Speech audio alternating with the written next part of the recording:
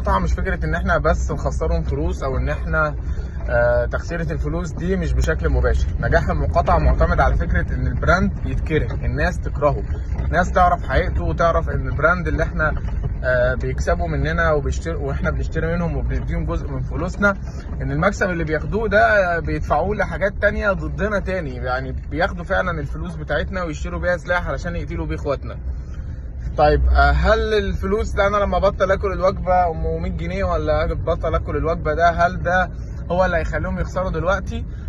دلوقتي ممكن لا. يعني هم عندهم الميزانيات. لو دخلنا كده بس شفنا الميزانيات المعلنه عندهم هتلاقي ميزانيات بتاريخ دول. فالفكره هنا مش فكره ان احنا بنبطل كام يوم نشتري منهم وبعد كده بنرجع نشتري منهم تاني ان احنا مخاصمينهم. يعني لا، هي الفكره هنا والاهم من في فكره المقاطعه نفسها ان احنا نعرف الناس حقيقه البراند ده. انا واحد من الناس كنت بحب ماكدونالدز جدا ومقتنع ان هو براند كويس